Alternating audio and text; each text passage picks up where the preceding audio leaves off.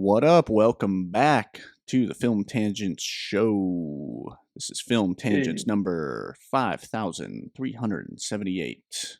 I So actually have kept count of what episode we're in. I think officially this is like 40 something, 40 something.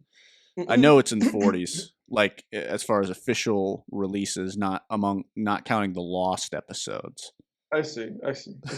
Film Yeah, I think Tangents, the lost the episodes. lost episode, if we add the lost episodes to the official count, I think we have I think it's like plus like 40, plus 30, 40 to Yeah. that. We even had a couple lost episodes last season because of audio issues. Grudge, That's right. that's lost. Yeah, Yeah. that's. Oh, dude, you know what? You know what I just thought of too, and I was gonna post it, but I forgot to. Was the Killer? We never released the Killer episode where we review David Fincher's Fuck. Yeah, that's Killer. right. I have that episode. Well, you know what we'll do? We'll another week that we take off, or it could be on one of We'll our release a killer. breaks. We'll Yeah. throw that one out. We can mark it as Yeah. an old You know what the episode. funny thing is that I've completely forgotten that we did that episode because I I know. remember I that forgot about it too. because I think that episode happened like in our lost period. Yeah, where we had to. Yeah, It happened in our lost times. yeah, we had to magic That's how, on. that's, We had to yeah, that's magic how on the channel for a that's how minute. I made a mystery to the audience. We'll just call that the lost time, the time forgotten, The Dark Ages. the dark ages of Yeah. But we're back, everybody. We're back. Yep. Don't forget to subscribe. Hit that thumbs up button. Subscribe. Hit that bell notification, so you get notified every episode that comes out. Also, check us out on Apple Podcasts, which I need to get better about linking that in our description. We should make that a habit to actually link to Link in the Apple. description of each episode. Yeah, in the description. But check us out on Apple Podcasts. Yeah, we missed you guys. It's Hey, been a Mr. couple Fett. weeks. We took last week off for the kind of Easter holidays and whatnot. I was back home visiting my family for good like 12 days. Perks of working remote, but we're back, everybody. And so we got quite a bit to go over as far as Indeed. movies we've watched, and I'm assuming with you albums you've listened to. Have you watched any movies these past couple of weeks? I have watched some movies. Yeah, All yeah. right, I've watched some stuff and I've listened to some stuff. I've had the past few weeks have been, I guess, more balanced, where I didn't completely just not listen to anything new. That's good. It sounds like you've been culturing yourself these past Yeah, couple dude, I weeks. have. It's my continued journey as a human being. Well, what's your favorite thing you've watched? Let's start on a positive note. What's your favorite thing you watched these past couple weeks? Or Fuck, was it all shit? Let me open my letterbox. I don't even know if I put what I watched on Letterboxd. I actually like the biggest, like, oh, did I actually fucking even log this on Letterboxd? Let me see. I just opened my Letterboxd. What did I put last year? Dude, I log Ponyo. I logged the movie during the opening credits, man. I know you do. I know you do. You've done this for years. Where like you and I would be watching a movie and I'll be on Letterboxd. Be like, like, what? Says Jake watched this movie. It's like, no, you Unrated. didn't, you fucking And then liar. then you update like the rating after you finish watching it, right? Yeah, that's what I do. Yeah. It's just my system, Um, so I don't Let me forget. see what I did. I think the favorite thing that I did watch over the past few weeks, I watched a movie by the name of Compartment Number 6. That's like the excuse me, the favorite thing I've watched over the past few weeks. I don't know that. What is It that? is it's a Finnish movie. It came out in 2021. The description, like the genre tag, says romance thriller, which I don't agree with the thriller part. It just says a Finnish student and an uncouth minor slowly forge a hesitant connection when they throw together when they are thrown together in a cramped train quarters on a journey across Russia. Oh, a minor, like in the mines. I thought it was a minor Yeah, as a a minor. kid. I Yeah, was a like, minor. oh, Not a geez. minor. Oh, A minor. geez, Rick. Oh, geez, Rick. Yeah, no. No, this was a very fascinating movie. It was directed by a lady by the name of Juho Kuosmanen. And it was the entry for Finland, I believe, for the Oscars of last year. So I no, it was like their 2022 like entry for the Oscars in 2022. Huh. Um, and I mean, I haven't logged these films on Letterboxd. I thought this film was I thought this film was fantastic. Okay. It was just was like a very it was like a very down to earth movie. Just I guess if I was going to describe it, it would be like a drama slash romance, but more so a drama. It's really just about these two characters, this woman and this man, um, finding a connection. Through I guess navigating cultural differences. With like a Russian person, and then also overcoming, I guess, their situational struggle of just kind of being a woman with a man that you don't know, kind of in this compartment in a train, just and you have to share this space with this person. And at first, it's like, oh, this person is like really kind of obnoxious, Yeah. and then you kind of grow to have a relationship with each other as you're just forced to coexist. Yeah. It's like a college experience. Um, Yeah. and but no, the movie was beautiful, man. Like beautiful performances, very well written. Um, I guess if I was gonna say it's similar to something, maybe a little bit similar in execution or like in concept to something like Before Sunrise, Interesting. but with none of that like romantic mushby stuff. Because this movie ultimately is not obsessed with romanticism. It's really more about human connection than anything else. But I thought the movie was fantastic. I recommend it to anybody who wants to check out something with like a lot of depth and with incredible performances, and that it's just like a great time. And it leaves you with kind of like a very, I guess, I feel like at the end of the movie, the way that I felt like I've like had this really meaningful connection with some friends, and now they're gone unless I like rewind the movie or something like that. Um, Interesting.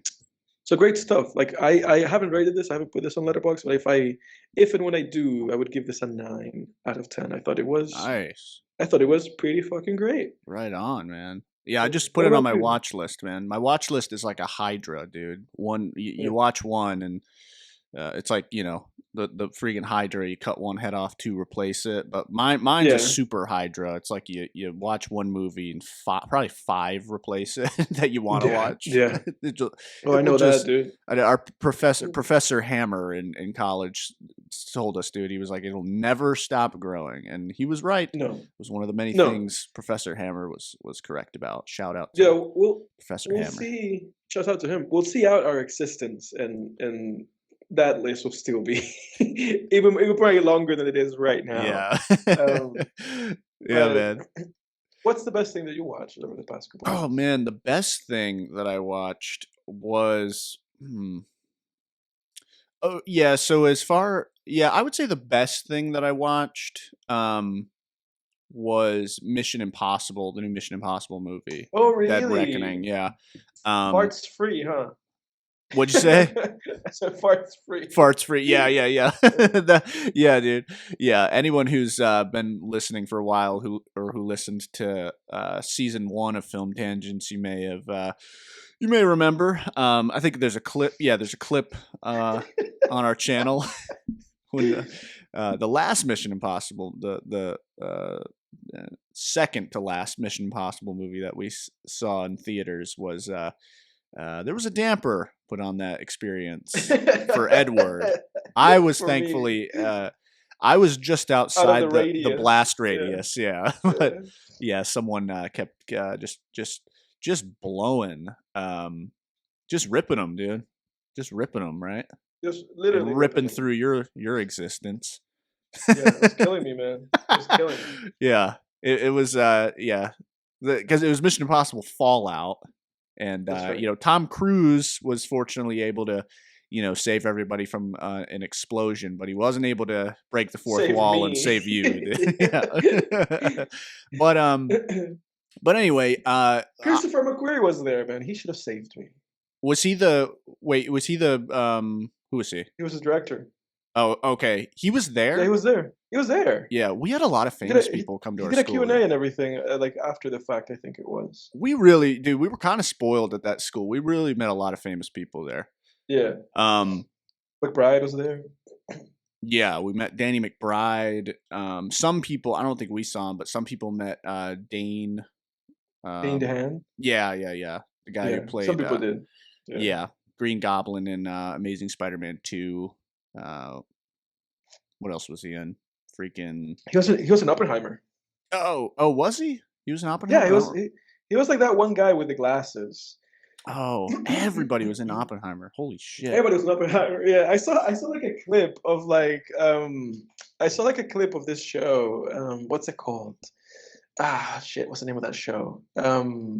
It's called like Abbott Elementary. I saw a clip of that because what's his face? Bradley Cooper went there. He did like a guest appearance, Uh huh. and the bit of his appearance there was that one, he hadn't won an Oscar, and nobody in the school, like not the kids or the adults, knew what he was in.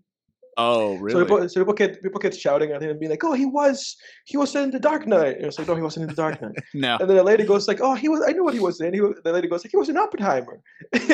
And Bradley Cooper goes like, "I wasn't in Oppenheimer." And the lady goes like, "Everybody was in Oppenheimer." Yeah, Not Bradley Cooper. I remember. Yeah, I remember during the court scenes in Oppenheimer. I was just like, they might as well have just filled up everybody. Witness in the court was like an A-list actor. You might as well just put everybody in there. You got Everybody in there. Brad Pitt in the back corner. You got Leonardo DiCaprio in the front row. George You got Beck was in there, dude. yeah, you got Robert Downey Jr. Oh wait, he was a main character in it. But haha. But anyway, yeah. So Ooh, not funny. yeah, I know. The Mission Impossible. So right off the bat, I'm just gonna say it was not as good as Fallout. Yeah, Fallout, I thought was like a 10 out of 10 action movie. I thought that was like one of the best. I think Mission Impossible Fallout is one of the greatest action films of all time. really. I still feel, yeah, I've watched it multiple times, and I need to watch it again just to see it with clear eyes a and clear nose. a clear nose. A sense of smell that works. Yeah, but Yeah. yeah, I think Fallout is one of the greatest action films ever made. I think it's up there with like Die Hard. You know, uh, I don't know. I'm blanking on, but you And get the point. what is this one called? Is this what like Dead Reckoning or something like Dead that? Reckoning Part 1, because there's Okay. they're going to be coming out with another one in a few years, I guess. Um, but it was still great. I gave this one an 8 out of 10, so it was really solid. Goddamn dog barking. Yeah, yeah. The dog is barking sometimes in the show now. Yeah, he'll probably that'll disappear. I think in the background Replacing noise Louis. remover. I know. But anyway, so this movie, Dead Reckoning was really solid. It has really has everything you want in a Mission Impossible film. It's got a lot of just great solid action set pieces, just one after another. It's got all of the spy thriller double crosses, triple crosses, that you would ever want. It's got all of those as usual. It's got some fresh new faces in it. You got the guy who played Dell in Ozark. The one of the villains in Ozark is the villain of this film. You got the actress who played Mantis in Guardians of the Galaxy is a great villain, like a great just henchman, kind of secondary villain in this movie. She's a thrill to watch. She was one of the coolest parts of this movie. She was awesome. She kind of played this like quasi Kill Bill kind of character, and just had like that sort of almost like a Willem Dafoe Green Goblin kind of presence with her expressions and like her intensity and like just loving. You could tell her character really just enjoyed the chase and the fighting and shit. And then there's some interesting. They actually bring AI into this movie, so this movie is very timely in the sense of kind of the main. While the main villain is the guy played by the guy from Ozark, and basically an AI is sort of the overarching villain. the greater scope villain, if you will, in this Mhm. movie. So I thought that was cool. Yeah, I thought, again, everything you want in a Mission Impossible film. There were a number of, ticking time bombs, some literal, some not as literal, um, moments in this movie that really just have you biting your nails. That was great. Solid story, solid. Without spoilers here, just moments that are like, oh shit, wow, I didn't want that to happen, kind of moments. And that, I don't want to get into spoilers, but Mhm. yeah. Um, and then, but I would say there were some negatives with this one that brought it down for me, down from Fallout at least, Mhm. that prevented it from being as great as Fallout. One kind of my biggest complaint was with the entire climax. Basically, the climax itself wasn't bad in terms of story and everything. I think what was missing for me was the climax takes place on the Orient Express, so everything looks like charming and colorful, because if you look up photos of like the Orient Express, or maybe people out there have seen Murder on the Orient Express or whatever, like the Orient Express, like all the seats and the walls are like blues and greens, and it's all happy looking. So there were Mhm. that whole sequence just felt like, and it's a train going through the countryside too, so it just felt like Thomas the Tank Engine almost, like in terms of visuals. Like I'm like, I know this is Mission Impossible, but I feel like I'm watching Thomas the Tank Engine. Like this is, you know what I mean? Like I felt like I was on on the island of Sodor, I think is what it I'm was. looking at it now. Yeah. Yeah, yeah, and it was just, it took me out of it, and also too, like when you have those colors that are saturated and they pop like that, the green screen just starts to look awful in certain shots. So it really took me out of it, where I'm like, oh God. And there's even a scene where like they're kind of climbing up through a train car that's dangling off a bridge.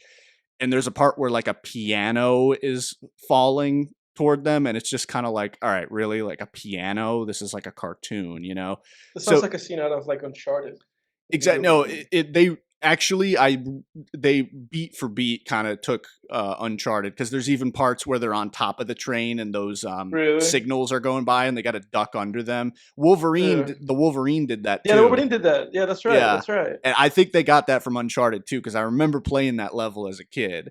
Yeah. Um, It's the first level of that game, the second Uncharted game. was that Yeah. early? I Yeah. remember playing that and I thought it was Mhm. awesome as a kid, but It happens right at the beginning. I have it right now. I would try it the PlayStation. that's awesome. Yeah, but so I had a big problem with that. It just felt really too charming, and it also kind of felt, because in the previous movie in Fallout, it's like, they're trying to stop this nuclear weapon from detonating an entire city, and then in Mhm. this one, he's after basically like this thing that's critical to controlling the AI basically. And but at the same time, the train is kind of going toward a bridge that has bombs on it, so it just felt like it just felt like the scale was pulled way down, you know what I Well, mean, where it's don't you think that that's like a good? I mean, it's a good thing sometimes, isn't it? sometimes I just felt, and maybe I would have felt differently, because I felt like they really could have fixed that sequence by just having it be um, a city train, like a Mhm. bullet train, even Mhm. something like that. And if it was a bullet train, they couldn't. I guess probably not a bullet train, because they couldn't be on top of a bullet train. Um, but like Yeah, they couldn't be on top of a bullet train. no, no. Fucking But fall. They'll go flying. yeah, but I think if you had that whole sequence in a metropolitan area, it just would have felt, and just be like a regular like city train, it would have felt more like Mission Impossible. It just Mhm. felt, again, it was like Thomas the Tank Engine, dude. It just felt like too charming. Um and yeah, it didn't have that same, because I remember, dude, the climax of Fallout, you're just like, holy shit. They're chasing each other in helicopters. Like that shit was Mhm. batshit crazy. And then this one, it didn't feel the same. But again, it was a great movie. I gave it an 8 out of 10. I still thought Yeah. it was really solid. Again, to go back to positives for a second, I can't take away um, the writing of this movie was really good, and the emotional craft and the character work they were doing, where um, again, they're playing with like ghosts of the Tom Cruise character Ethan Hunt, kind of Hmm. ghosts of his past and his character wounds and things like that. Really, pretty effectively, I would say. Hmm. So perfectly fine action film still. So anyway, that was probably my favorite that That I I watched this watched. film. What would you rate that film?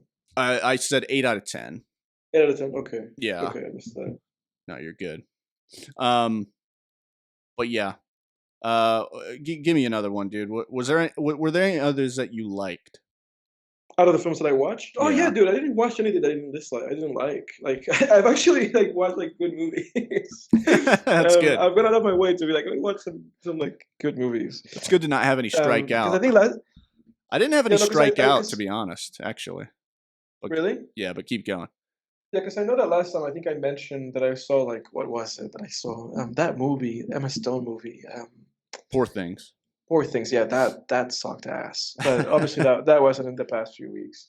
So another film that I watched is another Finnish film by the name of Falling Leaves.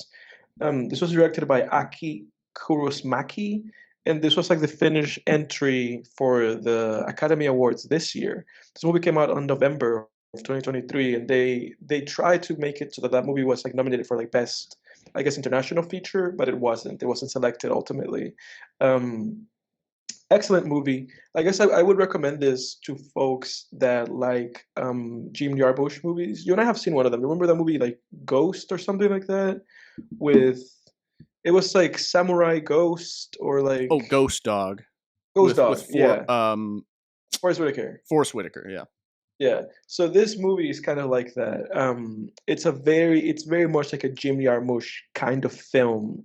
But obviously like through I guess Aki Kaurismäki's own lens, but it feels that way in the sense that the movie is very slow paced and it's taking its time like 100%. And there's scenes that you might think of them and be like, well, how does this contribute to the overall like plot? You know, like this is a very slow movie and it just kind of does whatever it wants, Yeah. and it has its own sense of pace and its own sense of humor. Um, but I thought it was excellent. I really dug like the humor the movie had. I really dug the pace of the film. It never felt slow or like boring. And I really appreciated like the movie's, I guess, like artistic decisions in terms of presentation, whether it's like cinematography or whether it's production design. I thought everything was excellent. The acting performances were excellent. I mean, I really loved the movie. I had a great time with it. So the movie was over. I was like, I love that movie, you know, and it made me want to watch more Jim Jarmusch movies because I'm not the biggest fan of Ghost Dog. Me neither. But I know that he has other films that people have like a more positive outlook with. For instance, like one of them I talked about it in our romance like countdown where I talked about Only Lovers Left Alive, and that's a Jim Jarmusch movie. Okay. And again, it's like the same kind of pace and style as Ghost Dog or as this movie a little bit, but I really loved that movie. So I feel like maybe it's just like about I guess the execution of that style that I guess I'm looking. There's elements of that style that when it's really well executed, I really love it. Whereas like with Ghost Dog, I was not really like all that for it. And there's another Jim Jarmusch movie. I think it's called like Dead Man or something with like what's his name? Jack Sparrow. Johnny um, Depp. Johnny Depp. Yeah, and I couldn't get to that movie. I need to give that movie another chance. Like when we were in college, I tried watching that movie and I watched like 20 minutes and I was like, this is too much. Like it was just way too slow and nonsensical. So there's stuff with that style that sometimes can just be like really slow and aggravating, Yeah. depending on who you are and whether you're digging what it's trying to say or do. So it's kind of hit or miss for me. But in this movie, with this movie specifically, I really loved it, and I really loved everything the movie had to say, like about people and time and connection, and obviously not taking itself too seriously and being kind of silly and having a sense of humor. So I really loved it. I mean, I thought this was a great movie. I would give it an 8 just in my first watch of this film, and I might, if I rewatch this movie, it may go up to a 9. I just had a really positive impression of it. Nice. Um, But that's it. That's it for me, my friend. What do you So have? so this was 2023 Fallen That's Leaves. right. Yeah, Okay. it came And out in this movie November. wasn't Jim uh Jarmusch. No, Jarmusch. You were no. comparing it to a Jim Jarmusch I movie. was comparing it to Only Jim Jarmusch. Lovers Left Alive, Left right? Alive. Yeah, which Okay. is fascinating because there is a Jim Jarmusch movie about zombies. Let me look that up while we're talking about this. Oh, It's is like it a movie, The Dead Don't Die? The Dead Don't Die, with Bill Murray and with Adam Driver. Is that what it is, right? I've seen this poster. Yeah, absurdist Yeah, zombie yeah, comedy. yeah. So this is a Jim Jarmusch movie, and it's funny because the characters in Fallen Leaves they go to the movie theater and they watch this movie. so if that doesn't give you the clear indication, like it's like of that filmmaker recognizing his style or maybe admitting to being like I'm taking a lot of it from this guy. Um, it's like they're literally watching that movie, and then they come out of the Oh movie theater. wow, They go like, "The movie was great." It's like, "Oh, the movie was great." So it's pretty nice. fascinating. But yeah, no, I dug it, and I need to dig deeper into Jim Jarmusch movies because I know he has some gems. I already love one of them, even though I have had kind of mixed feelings about the other ones. So yeah, Oh, Chloe Savini's in The Dead Don't Die. She's known cheers. for American Psycho. Is what she's known for. Is she an Yeah, American Psycho? she is. I was alluding to something else that she's known I know, for, I but know what you were alluding. people I know what you can were alluding. people can look that up by themselves on I know their what you own. were alluding to. Vincent Uh, Gallo. oh man, that's dedication. That's dedication to Yeah. your craft right there. Uh, Um, yeah. That's what they call method acting, man.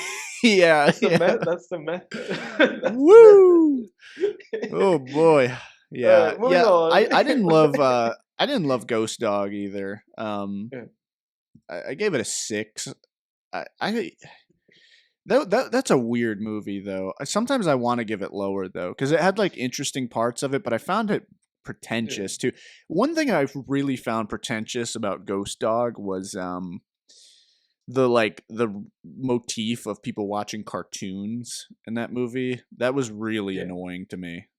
They were like Yeah. watching old-timey cartoons and the cartoon would allude to what was about to happen in the scene, but I remember it that. never worked because it was like people who would never watch cartoons were watching cartoons.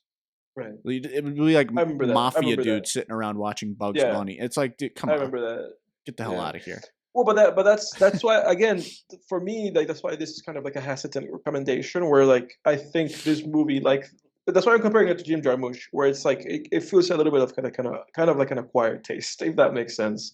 Where it's like I feel like some people Yeah, might love this and some people might be like this is really shitty and boring. yeah, So it's kind of like it's kind of really about the person. So this is a hesitant recommendation for the listener. If you want to watch it, go ahead and do it, but don't yeah, hate me for it. yeah, yeah, yeah. Watch at your own peril. Uh, Yeah. So let me see. Moving on here. I'm just gonna go in order from here. I watched Napoleon. the Joaquin Ridley Scott movie. Yep, with Joaquin Phoenix, directed by Ridley Scott.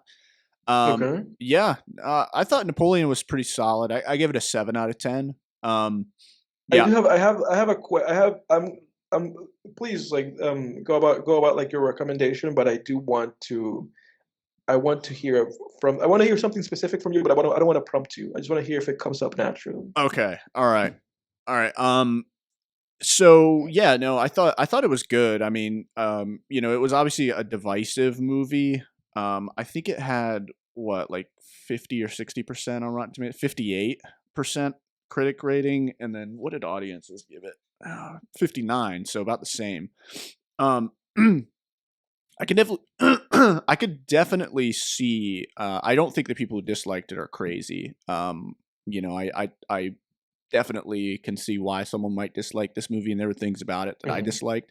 Um, I think like it was an interesting film because on a thematic level, I think what they did was really smart. Because basically we've all heard the phrase Napoleon complex, Right. and that's generally regarded refers to someone who's insecure about their height, but they kind of take that and if they do allude to that once in this movie, as far as I remember, with like a pretty funny moment that was actually really clever. Um, Right.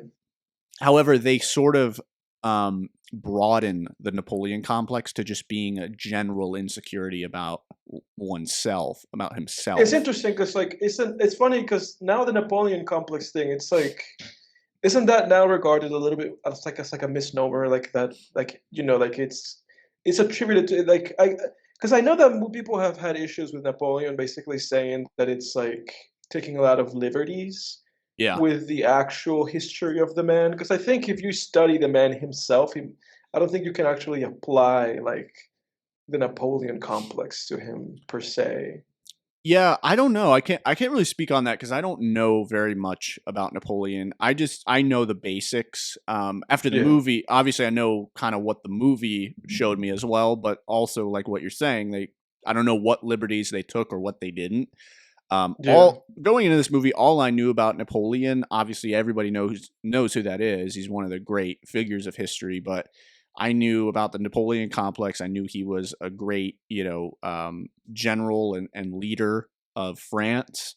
I knew it was during Victorian times, and I knew that eventually he lost at the Battle of Waterloo and was imprisoned for the rest of his life. That was all I knew about Napoleon going into this. Pretty much what everybody knows, the basics. yeah. Um, so I can't speak to that. I He don't. came. He came back. He came back.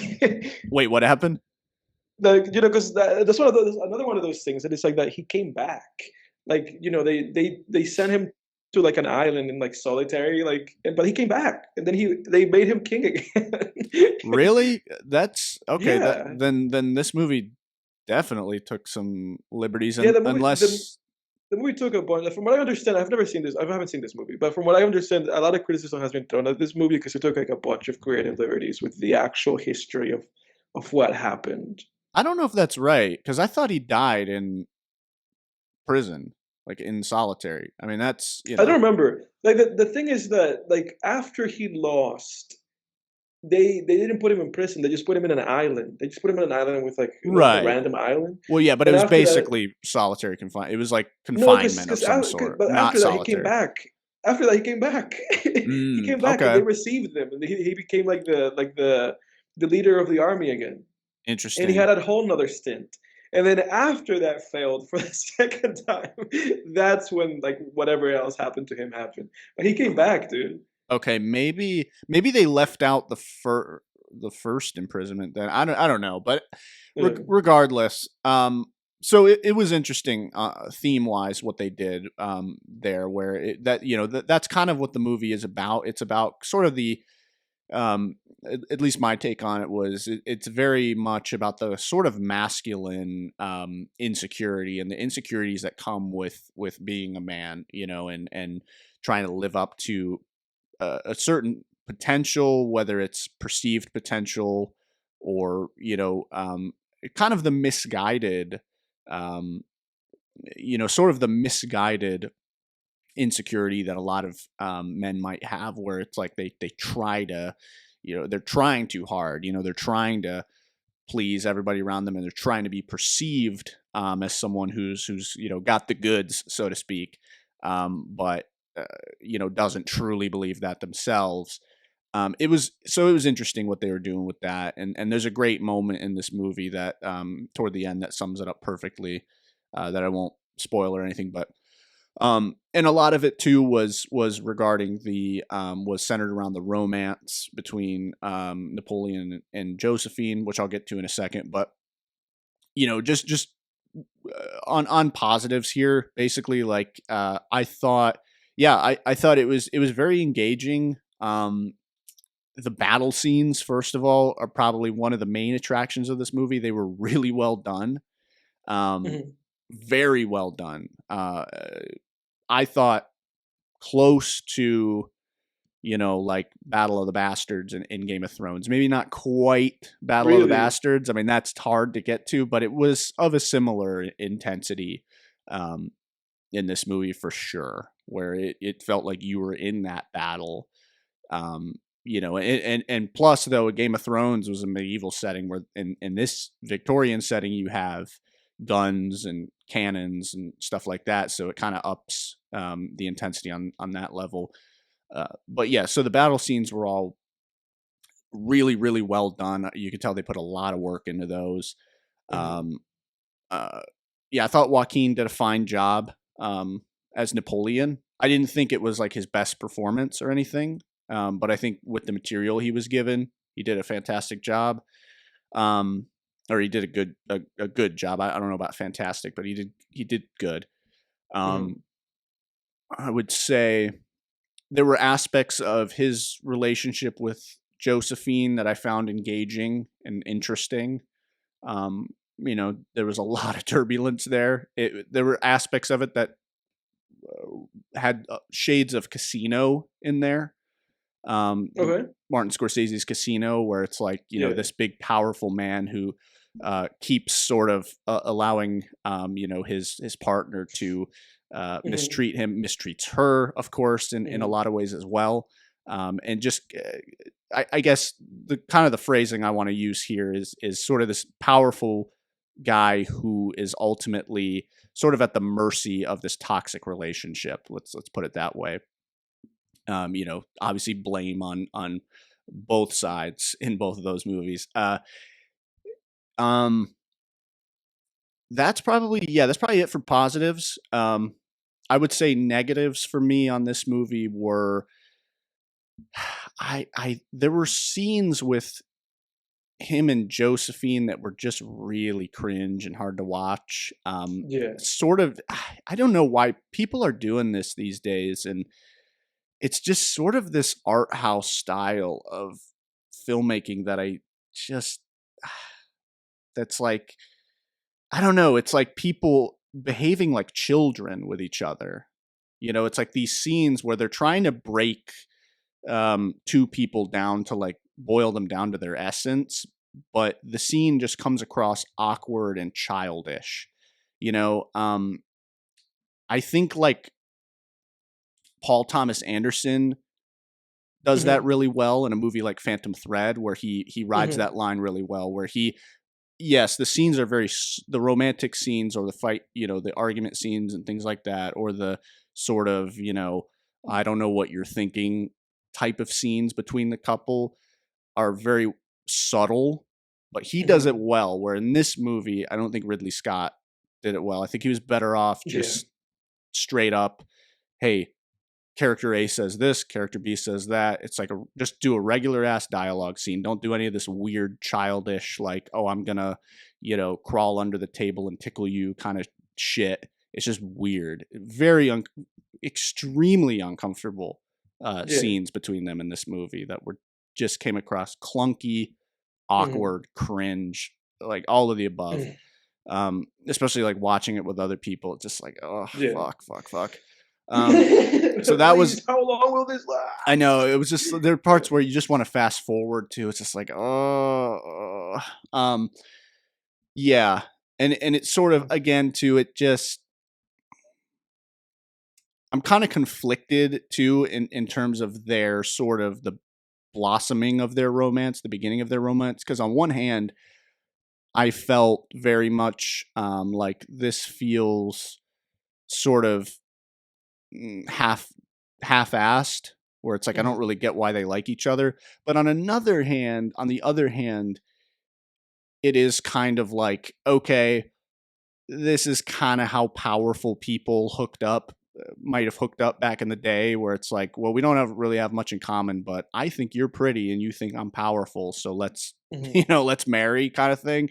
Which I get, like, in especially very formal kind of settings like that, where it's like, hey, let's just sit down at the table, we have nothing in common, but I'm a strong general and you're a beautiful woman, and like, that's it. So I'm conflicted there. So I guess that's kind of a mid aspect of the movie for me. But yeah, moving on with negatives too, I would say that I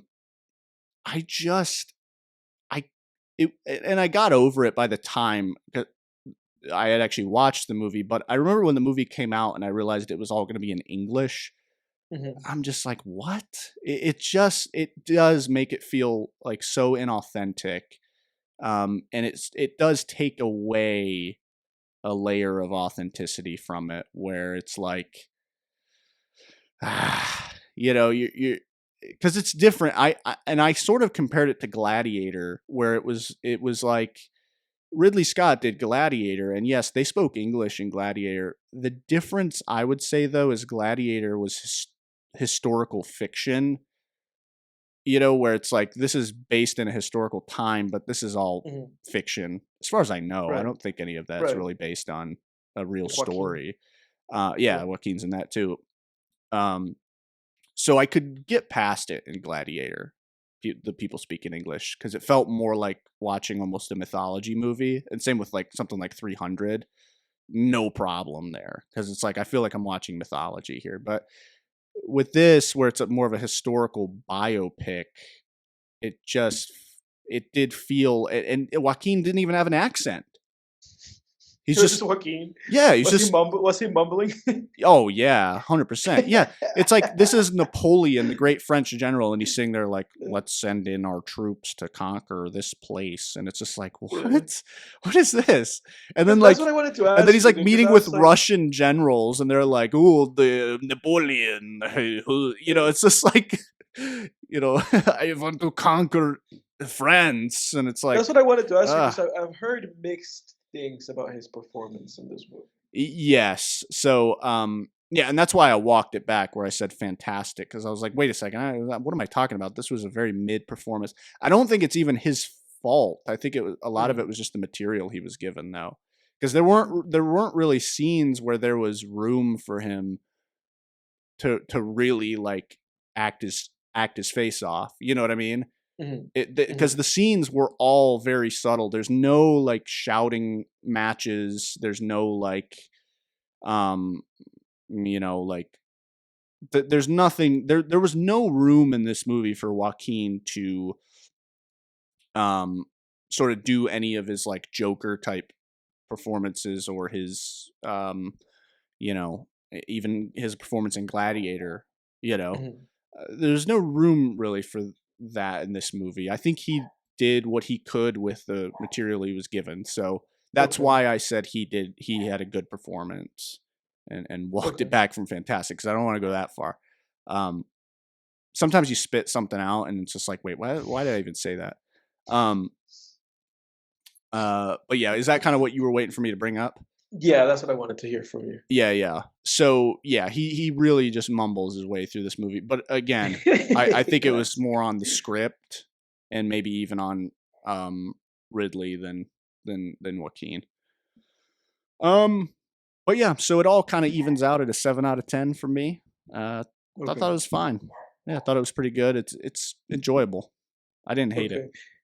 Well, I want to correct myself, because how this actually went for, I just don't want to have inaccuracies in this whole BS. But how this actually went for Napoleon is that in history, yes, like the actual history of the man, like when he was, I guess, the emperor of France.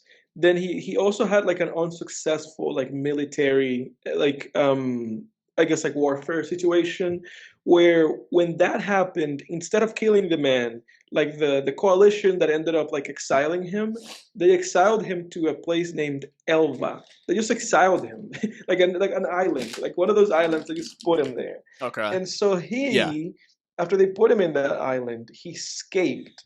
And like he basically like organized the people in the island to be his men. And then with those people, he left and he came back to France. And when he came back to France, the new British, I guess, like power in place, they sent like men to go and kill him. So they sent, I guess, like this says here, they sent 5,000 men. And when they met up with Napoleon to, I guess, like kill him, because they were like, oh, we exiled you and you're back. Instead of killing him, they started shouting like, "Long live the emperor!" And they joined him. And so he took over France again. And then the whole Waterloo stuff happened after that. And then after the Waterloo stuff happened and he lost again, that's when they exiled him to Saint Helena or whatever. And then he died like a little bit after that. Okay. Okay. Yeah, so So that's where I was confused because they did exile him once, and he came back and took over France again, and then they exiled him, I guess, to a farther off place, and then that was it for him. okay. So what I will say to avoid spoilers, there's some of that happens in the movie, and some of it that, unless my memory's failing me, is Yeah. not in the movie. Okay. Because Yeah. I mean, at the end of the day, like I've like read up on his history, even though I was kind of hazy about it. So I know how things go for his ass, but I guess just the specificity of how the movie handles it, I guess, is where the I guess spoilers would be for me in this movie. Gotcha. Yeah. So yeah, I mean, sorry, I'm eating almonds here. Come on, man. Unprofessional. Yeah. I know this show's I'm so I'm formal. drinking at the same time. We're just supposed to behave ourselves on the show, not talk about how we pissed our pants in school. Yeah. Kindergarten. Just throwing that out there. Kindergarten. Sure, kindergarten. Not in college. Not ninth grade. Yeah. Not senior year of college.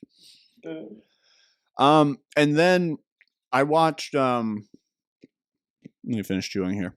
Chewing. Dead air. What did you watch? I watched The Zone of Interest. That's that movie. That's like that Holocaust film, right? Yes. Yeah. So I ended up giving Zone of Interest a 6 out of 10. Okay.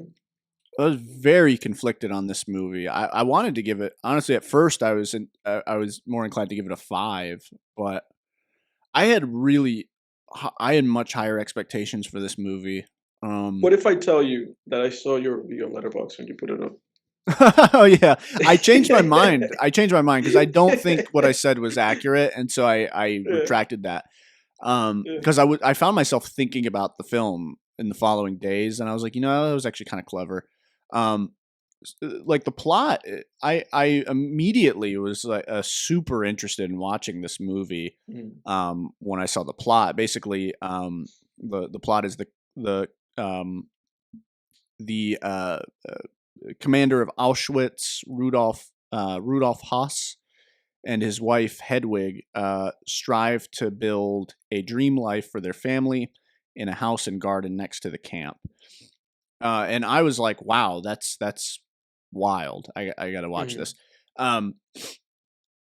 So my problems with this movie, and I knew immediately that I was going to have this issue, is just the style of filmmaking. It's that very, dude, the opening shot, I just knew it. Opening shot is a master shot that lasts like 3 minutes. Maybe 2. And I'm just like, oh boy, this is going to be one of those. And kind of what I'm getting at is it's that style of filmmaking where everybody's just kind of like mumbling at each other. A lot of the dialogue scenes don't feel like actual dialogue scenes. They just feel like people being like, I don't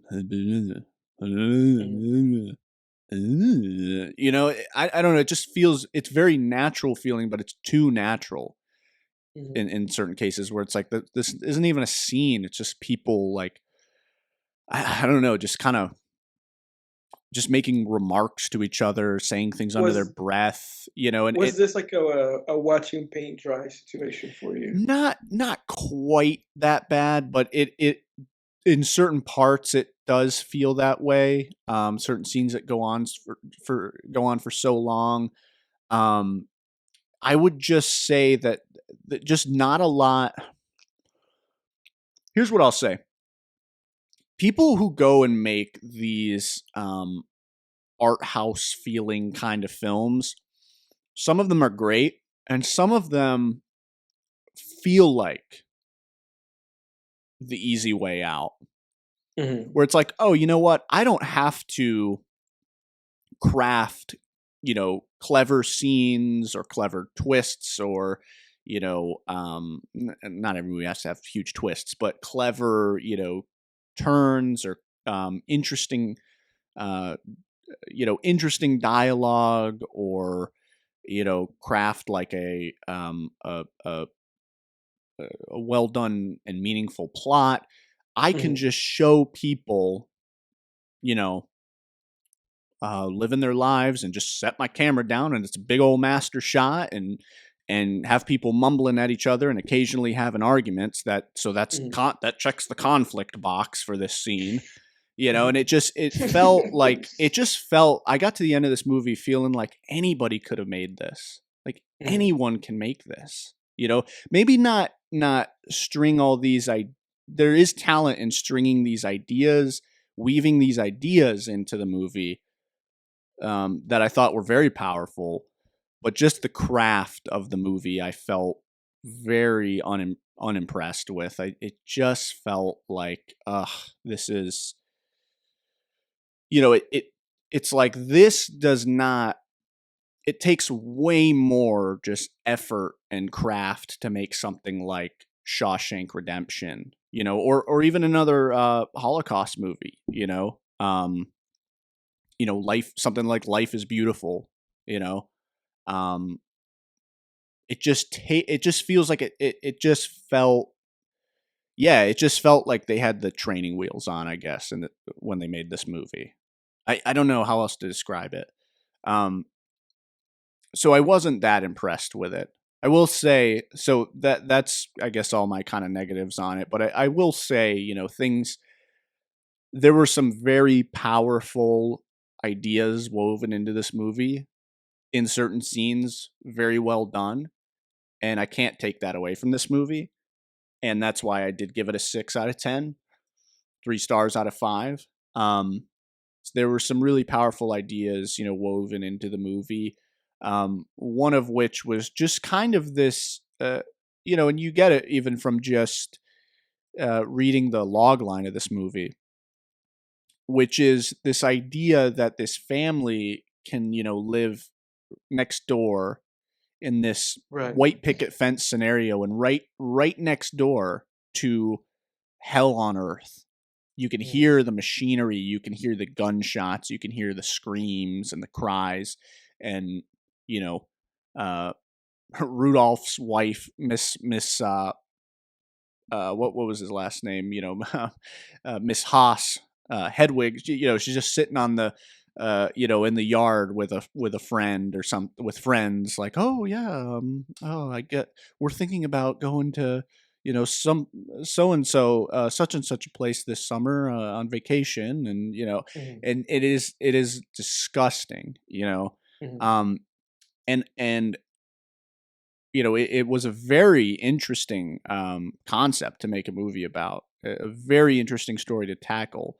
Um, a moment, and this is probably the moment that hit everybody the hardest, I'm sure, because it certainly hit me the hardest, was there's a moment in this movie where the wife is talking to her mom, and they're kind of looking out at the walls of the camp.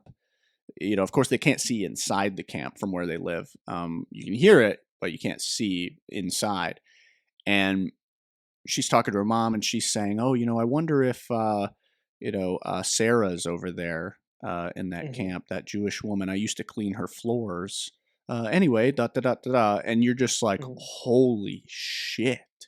Oh my god!" It's like people you used to know are over there, and you don't even give a shit. Um, yeah, very something to chew on for sure. Mhm.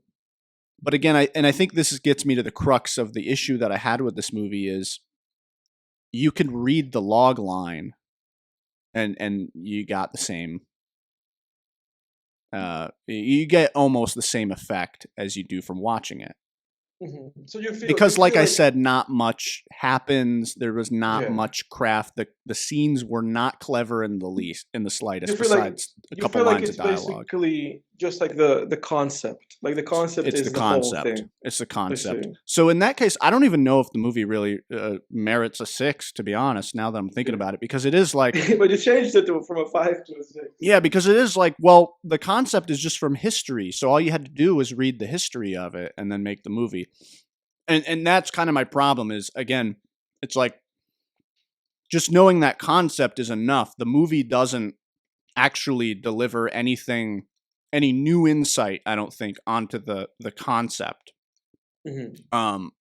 You know, there's no scenes where it's like, you know, besides a couple little bits of dialogue like that, there are no scenes that really made me think, uh, get like a new perspective on that concept. You know what I mean? Because that's what Mm-hmm. movies are meant to do. It's like, you know, you bring forth a concept and you bring forth philosophical conflict, and we can write essays about these things, but it's better where art succeeds. Art is ultimately more powerful than any sort of philosophical essay you can write, because you're seeing people actually act out and make choices based on the philosophies that you're trying to tackle. And Right. you're seeing the implications of it and the consequences of it. And you just didn't, I didn't get that in this movie. You know, I couldn't find that in this movie. Yeah. Yeah. Very lazily made. If I haven't made that clear enough already, just very lazy. That man won Lazy. an Oscar, and then he got in a bunch of controversy from his Oscar speech. Did he, what was the Oscar speech? I don't know about that. I have no idea. I just know that like a bunch of people came out against him because he said some stuff. I don't know what it was, and then it was like people got divided. People were being like, "Oh, he was brave," and people were being like, "He was a bad person." I have no idea. I have no idea. I can't say like why they were saying that stuff about him, so I have no idea what the heck happened. Yeah, yeah. He has a bad track record with me, that's for sure. Because I've only seen what is it? The one with what's her name from the Black Widow, Oh, Under the the Skin. Avengers. Yeah, Under the Skin. Yeah, that movie sucked ass. That's Really? the only movie of his. That's the only movie of his I've seen. It looks like the only movie that I've ever heard of here, because I don't know any of these other ones that I'm looking at in Yeah. his filmography. Yeah, so I think I feel a little more vindicated now too, saying that about this this movie. Because again, it's like it's a concept, and art is about expanding on the concept, and this movie didn't expand on it. Just kind of, again, very lazy, very lazy. But anyway, enough of Yeah. that. Um, Yeah. and then yeah, moving on here, I guess. Um, I watched Late Night with the Devil. I saw in theaters. Oh, there's been a lot of conversation about that movie. That's Yeah, like the horror movie of the year, isn't it? Like the It Follows of this year yeah, yeah. So with the guy from the Suicide Squad. exactly, exactly. Um, so what I'll say about this movie is, I thought it was great. I gave it a 7 out of 10. Um, Mm, I wanted to give it higher, man, and maybe on a rewatch I can give it higher. I think, again, I've said this many times, but horror, the big hurdle that horror filmmakers have, horror storytellers in general, I think, is to stick the landing, right. is the climax. And I think there's so many horror movies out there that have great first acts, maybe even a great second act, but the climax, it is like, where do you go in the climax? Because the Hmm. climax is when oftentimes you feel like the only place to go is to start explaining things, to start showing things, and then it's not Hmm. scary anymore, you know? Hmm. And Hmm. while I don't think it completely failed in the climax, I do think, and I suspected this, I knew it was going to happen because it happens in like every possession movie. And that's why there's only like one good possession movie, The Exorcist, at least that I've seen. Hmm. Um, and it's that, oh, stuff's going to start, you know, flying around, and there's going to be, you know, it's just going to be too much, you know. Right. And then, you know, I think this movie did um somewhat, didn't quite stick the did I say sick the landing? Stick the landing. That's what I Sick meant. of the landing. Sick 'em, Sick. boy. Yeah. Stick the landing. Sorry about that, guys. However, I will say that it didn't completely flop on the landing either, because it did, the implications of the climax and the ending were pretty sinister and pretty scary. And Hmm. so you know, that's kind of where I think everything evens out at a 7 out of 10, because again, the first, for those who don't know the concept of the movie, it's basically, um, I'll just read it here. A live broadcast of a late night talk show in 1977 goes horribly wrong, unleashing evil into the nation's living room. So it's basically, the main character is a late night TV show host. He's competing with Johnny Carson. He lost his wife a year earlier.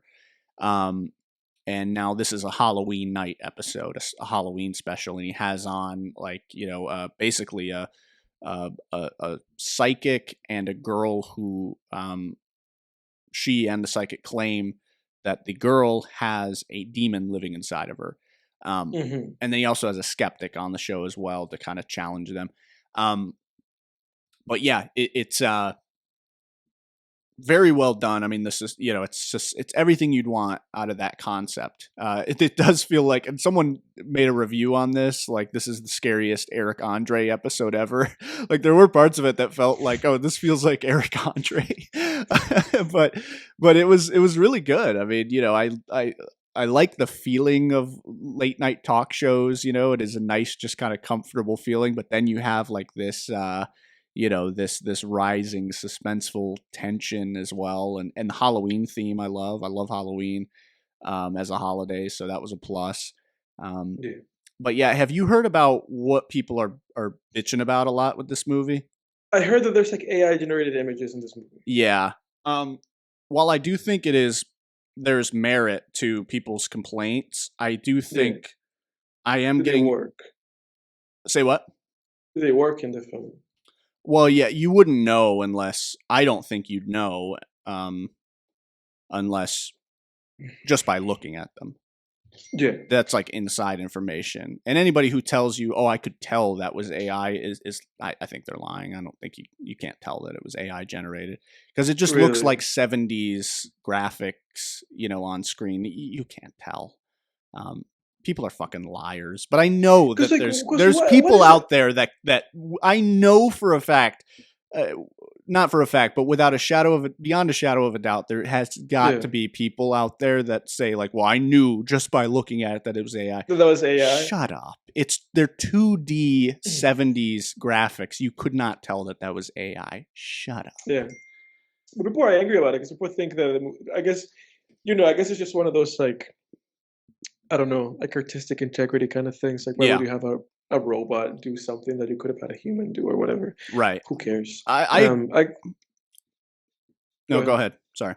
No, I was gonna say like I'm fascinated by watching this movie, just seeing if I can be like, oh, there it is. Right. That's the AI. Yeah. But who knows, man? Well, it's like it's just like as far as I know, it's like the be right back things. You know what I mean? The right back graphics, like we'll be right back. Yeah. Welcome back graphics. There's no way anybody had no background on this movie and then saw those and was like, oh, AI. No way. Yeah. Shut up. If you're saying that, who do you think somebody in the production like spilled the beans and that's how this whole stuff got started? Yeah, yeah, of course. That's the only way anyone would know about that. But I agree 100% with the sentiment of that like, hey, this is we're already. It's what you and I talked about with the sequel to Brightburn, that they're reportedly like going to have an AI write the script, and you and I were kind of like, guys, what are you doing? It's like you're already. It's like just the short-sightedness of corporations to be like, oh, this thing is brand new. We don't know anything about it. Hey, let's give it an inch now. Right. And it's like, holy shit, God, you guys are so stupid. But that's the thing, man. Corporate America has no forward thinking. They don't think beyond where my stocks are going to be in the next 5 minutes. However, where I start to move away from the people who are upset about it is people keep going on Letterboxd and review bombing this movie, basically giving it a half star. Are they really? They're doing that to this movie? Just pages and pages of half stars, and it's like, all right, wow, I gotta go see this. Right, guys, all right. Don't give the movie a half star because you're mad about the way the title cards were made in the production. Like, Jesus Christ. It's like, to me, it's like the same thing that when people on Amazon give like a Stephen King book or like any book a 1-star review, and you look at the review and it's like the cover was tattered, Amazon, the book was torn when Amazon delivered it. It's like, oh my god, holy Mhm. shit! You're giving the book a review and you're giving it 1 star because the product arrived with a rip. And so therefore this author is getting a 1 star on their book. Like, holy shit. Yeah. Yeah, I'm looking at this stuff. The first review just says, listen, there's AI all over this in the cutaways, and we'll be right back. Network messages. For this reason, I can't enjoy the amazing performances and clever. I guess people really are just. The other review just says, womp womp, movie uses AI images for some of the commercials. Yeah, people are hating. People are hating on this movie. It's ridiculous, That's man. that's hilarious. It has thousands of reviews with just negative stars, like just 1.5, 2 stars, like thousands. To say you can't enjoy the amazing performances in the movie because of that is ridiculous to me. It's like at a 3.6 average so far on Letterboxd. You know what that is, though? Yeah, and that just goes to show you how good it was, though, because even with all the review bombing, it's beating the review bombing for now, which I'm glad, because fuck those people who do that. That's so Yeah. stupid. But again, though, it just, to me, it speaks to the black and white thinking of the masses. Wow, this is hilarious. Yeah. You know what I mean? Where it's like everything's in black and white. It's like, because of this one thing, I hate the whole movie. It's like what we talked about Yeah. with that certain fellow who gave Dark Knight a 1/2 star because it had like some Yeah. Bush propaganda in one Yeah. scene, and it's like, allegedly, and it's like, oh my god. So you're gonna discount Heath Ledger's performance. You're gonna discount everything, the emotion of the Right. characters, the explosion scene in the midpoint, the interrogation, all of Amazing that. performances dragged down by the use of AI. Yeah. Don't let this shit slide. This is an insult to artists. Half a star. This is amazing. I get it. Oh god. I get it. It is an insult to artists. But again, again, um, Wow. it's such black and white thinking. Yeah. It's an inability to say, like, hey, this was a great movie, but I don't agree with this, but I love this movie. Right.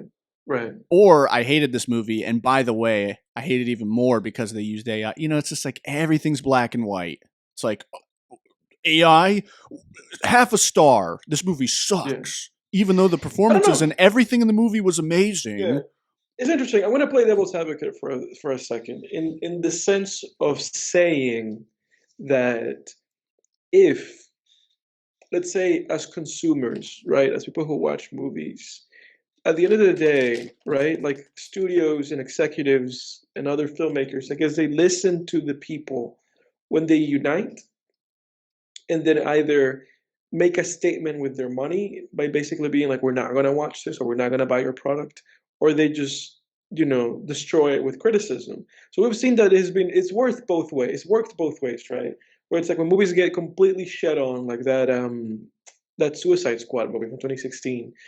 Studios go like, okay, we have to rewrite this. We have to do something, because even though the Suicide Squad made money, it was critically panned, completely destroyed. Yeah. So we've seen that. So it works both ways. Like we can hit at studios those ways, and I would say that if this is the consumer base saying to studios, if you do this, we're going to destroy your movie with negative responses.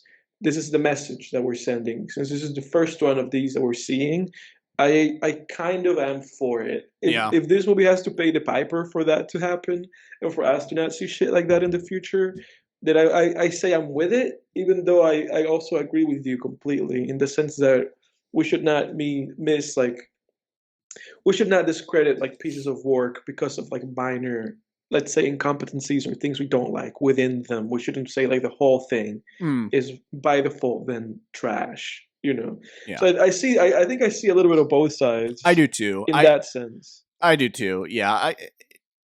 No, I agree with you, and I should have made this point earlier that I do understand what they're trying to do, and it's what you're Yeah. saying. Like, I Yeah. understand that that's the intention. Yeah. And again, I guess yeah, you're right. It is just one movie. Um, but I don't know, man. I feel like money really. I feel like money talks. Um, because you're right. Like Suicide Money does. Squad got It is money ultimately. Yeah. yeah, and I don't know, man. It's weird because it's like yeah, Suicide Squad did get critically panned and it made money. However, you got to think in that case, it's like because then didn't like Justice League bomb? Wasn't that a box office bomb? Because I don't feel I think Yes. Yes. DC didn't really start clean. They started cleaning up their act as a whole when their When they movies start start making money. when they Yeah. yeah when their movies stopped making money. Which is what we can assume. Which we is what which is what we could assume is what happens when you drink, folks. It's what we could assume. Um, it's also the situation with Marvel right now because all their movies have been bombing. All Right, their movies have been bombing. Even though, like, for a while now, people have not been liking them. right. So no, you're right about that. Ultimately, money talks even more so than critical responses. Yeah, because I'm doubting. I'm a little bit skeptical that any of the criticism of Suicide Squad actually did anything. Because I think Yeah. like it's easy to sit to if you're just looking at the Suicide Squad films alone, then you could draw that conclusion. But there's more to the story when you look at the whole DC extended universe film series. Because And I again, and let me fact check myself here too. Justice mhm. League, that movie did bomb, right? I'm not crazy. I'm pretty sure it did. I'm pretty sure that it did. Pretty sure And they that lost bombed. money, and I'm pretty sure they also like lost more money just with doing the whole Schneider cut thing. I don't think that made the movie profitable. Yeah. Actually, it says well, so the budget was 300 million, the box office was 666 or It might have 661 million. it might So, have like just broken even. yeah, that sounds like yeah, double. I don't yeah, they spend an obscene amount of money on these I think things. I think the thing with that movie is that I'm pretty sure it didn't make money. Like if it did anything, it was just like recoup whatever losses they had, but Y- I'm pretty sure it didn't make money. Yeah, was Justice League a And flop? Let's see. and I guess Yeah, what I okay. was The gonna movie was say, deemed a box it office was a bomb flop. or flop. Yeah. Yeah. And I guess what I was gonna say is that ultimately, they always scapegoat somebody, don't they? Like, because I feel like when movies do poorly, like that Justice League movie hurt Joss Whedon's career. Yeah. Like It that's said what it it did. lost the studio around 60 million. Right. But that's the thing. Every criticism, if you watch any criticism, if you watch any of these like assholes on YouTube making like hour-long like fucking like diatribes about movies, everything's about how Joss Whedon sucked ass. Yeah. And it's the same thing with the Suicide Squad. Ultimately, these projects hurt the filmmakers. It hurts Joss Whedon. It hurts, David Ayer. But then the studios scapegoated and go, "Oh, that guy made a bad movie." When Fan Four Stick came out, it was like, "Oh, Josh Trank. Josh Trank made a bad movie, so Josh Trank doesn't work in Hollywood anymore." But we still make Fantastic Four movies. Yeah. It was Yeah, certainly wasn't us, the producers, who hovered over him and forced him to change his script 50 times exactly. and Yeah, exactly. yeah. Yeah. Yeah. That So is fucked up. it's unfortunate, but they do scape. I feel like that's the difference, isn't it? Like when movies get critically panned, the filmmakers suffer, but when movies make no money, the studios at least destroy. The studios at least go like, okay, we have to do something else Yeah. because we saw our pockets suffered for this. Holy shit, dude. Justice League was the last movie Joss Whedon made. I'm telling you, it Holy is. shit. But also you have to remember that tied to that, he had a lot of stuff regarding like Me Too and like workplace harassment. So it Oh. wasn't solely that the movie sucked ass and Oh. made no money. He also apparently was like a really toxic person to work with. Okay. Okay. So there's two sides to that one. Gotcha. Gotcha. Mm. Um yeah, let me see here. Okay, just two more. I'll be quick with these. I, our Easter tradition. Ah, the fucking content. You mentioned these last year. Yeah, our Easter Yeah. tradition. My sisters and I, Uh, when we were young. I'll start at the beginning. When we were young, I was maybe 9 years old. Our grandmother, who lived in New York, sent us an Easter card and a gift.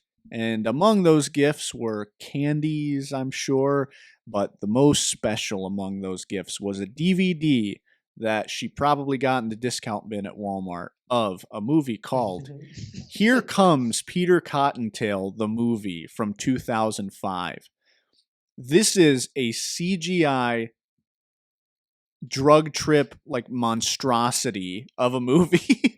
Like it feels like you're watching this, and I do think a lot of heart went into this movie.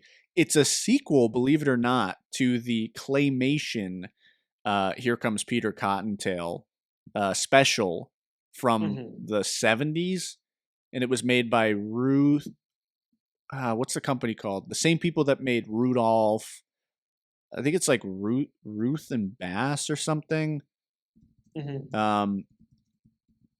Comes Peter Cottontail, 1971. It was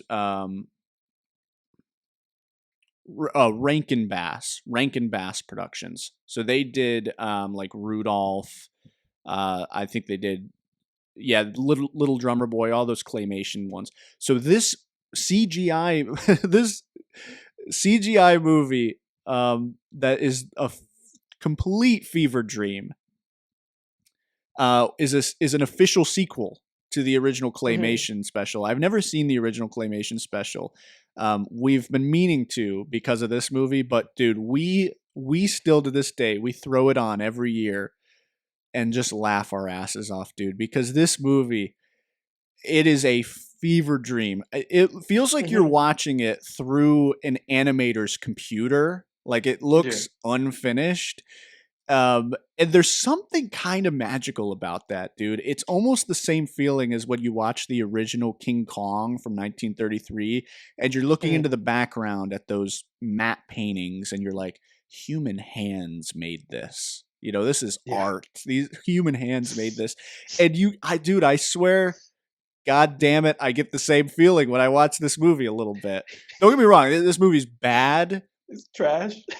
It's kind of trash. The script is not bad. Like it has its structure. It has everything it needs to have. Like it's not a complete mess.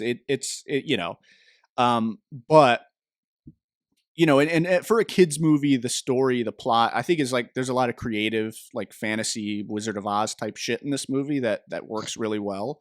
But yeah, it's a fever dream, like CGI nightmare, and just from the character design to the animation to the a lot of weird, trippy fantasy environments that are in this movie. The cast is very interesting. Tom Kenny voices Peter Cottontail Jr. SpongeBob. Right? Yeah, the voice of SpongeBob. Roger Moore of James Bond fame voices Irontail, who's the villain. And the other villain, Jackie Frost, is voiced by Molly Shannon from Saturday Night Live. You got Christopher Lloyd in there voicing a character. You got Miranda Cosgrove voices a character. So you have a kind of a stacked cast. Collecting paychecks. Yeah. Oh, dude. Collecting paychecks. If any one of those people have seen this movie, maybe Miranda Cosgrove because she was a kid, but maybe saw it. But if any of the others actually watched this, I would be amazed. But dude, and there's like musical numbers because this movie came out in 2005, so the movie tries really hard to be like hip, like it has like punk rock in it and stuff, like Green Day sounding shit in it, kind of like Surf's Up, I guess is a good comparison. And it's just like they were just trying to be hip. So dude, around Easter, my sisters and I will dude. The whole week leading into Easter, we'll just walk around the house. Like I was visiting home for a week, and the whole week we walk around the house quoting the movie, singing the songs from it, just laughing, dude. So much fun. It's hilarious. It's yeah. Go ahead.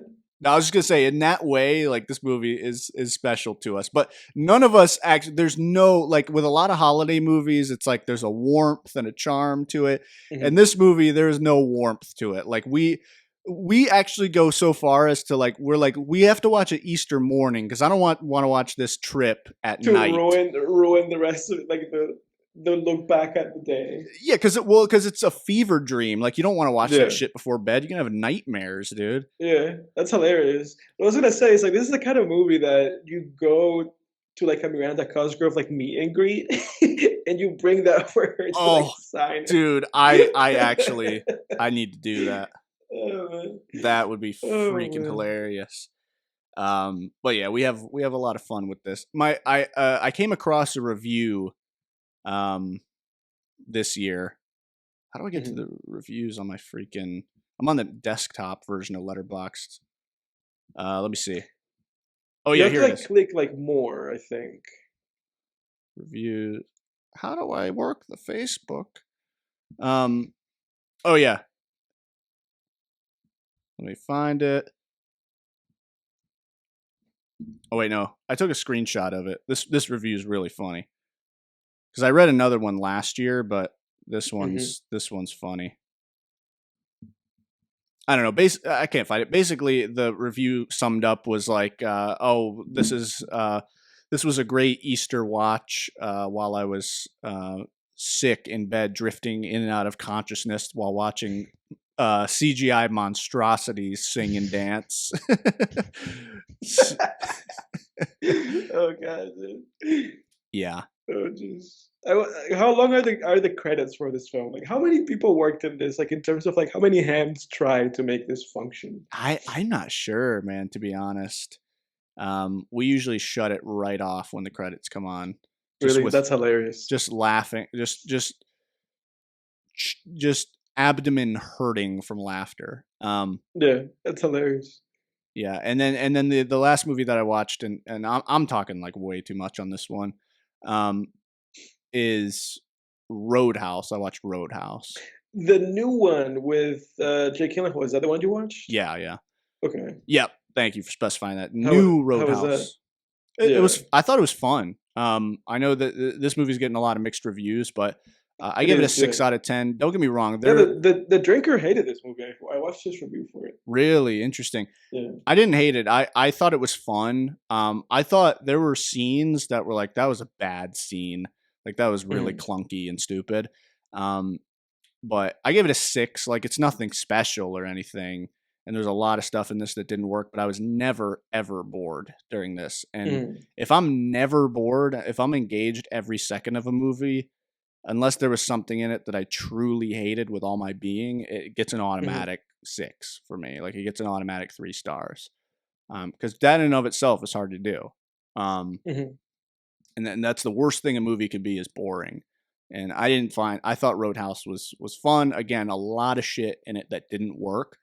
And I also liked how, they didn't go for like, like I won't spoil the ending, but they didn't go for like the obvious ending that anyone could predict. They didn't go for the obvious ending, which I found interesting. Okay. But that's it. That's all I'll say about that.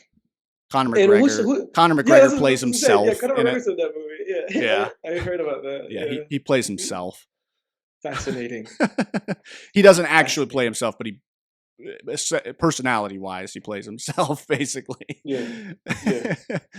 And did you see the interview with him on coming off of coke? Yes, that's what I was gonna say. I know that people have been concerned online because there's been a few of those interviews where he's just kind of twitching. I heard he was like just like spasming like without being able to control it. It's unreal. It's pretty bad. I couldn't watch it. I was like, I can't watch this. I can't watch this. Yeah, that was hard to watch.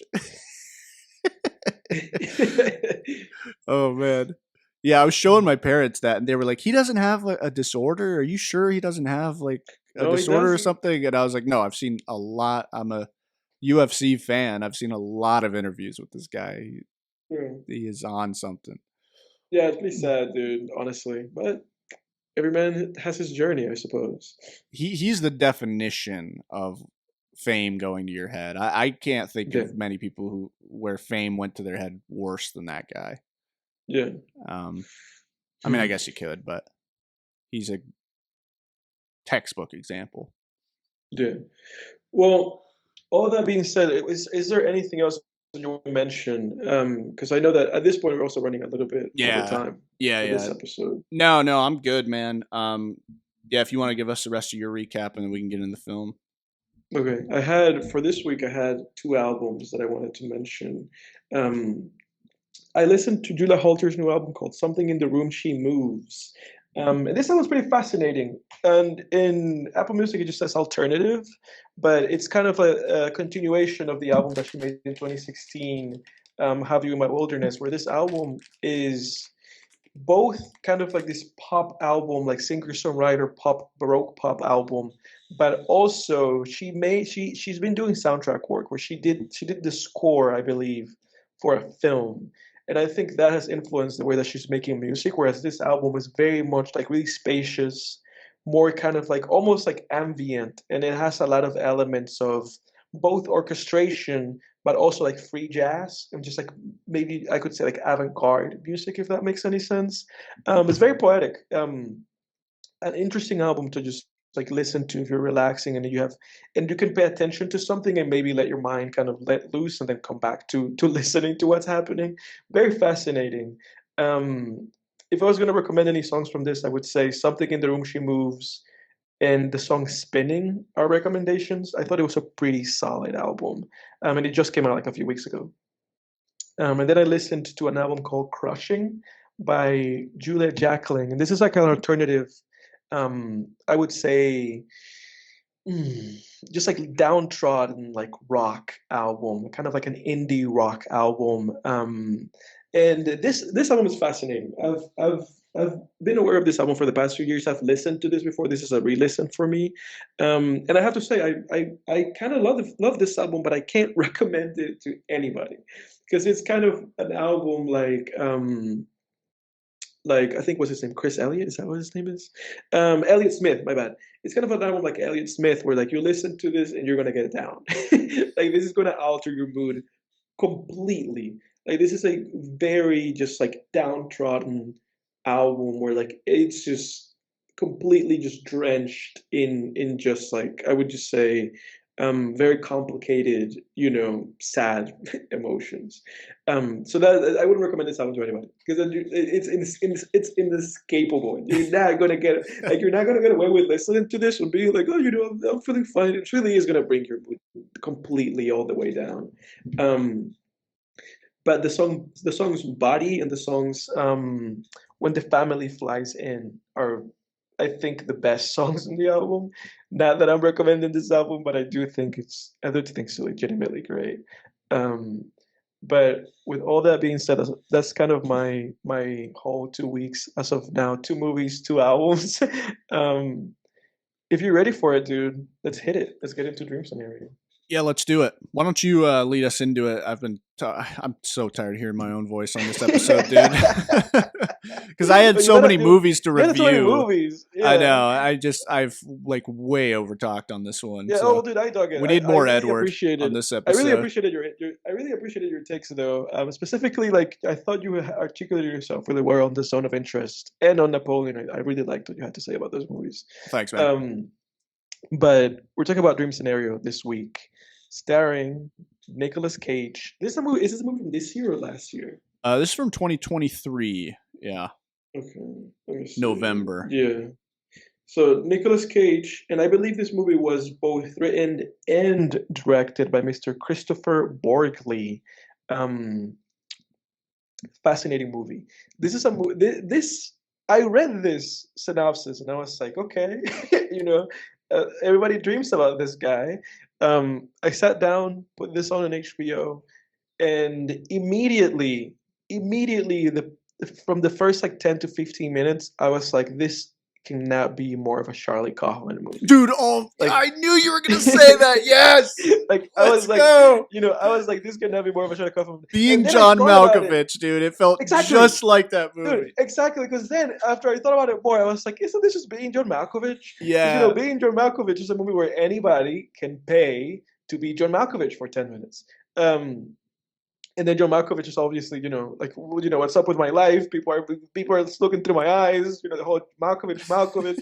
So I was like, this is just Charlie Kaufman. Like this was the most Charlie Kaufman thing I've seen not made Charlie Kaufman, Oh, because every Charlie Kaufman thing is 100%. just this, like Synecdoche, New York is literally about a guy who's writing and directing a play where it's just New York. The play is New York in people's lives, but it's like a small version of New York, and the whole thing consumes him, and people are playing other people, and this guy is me, and I had this dream, and what is it? Anomalisa is about this guy whom every face he sees is the same face, and he has this disorder.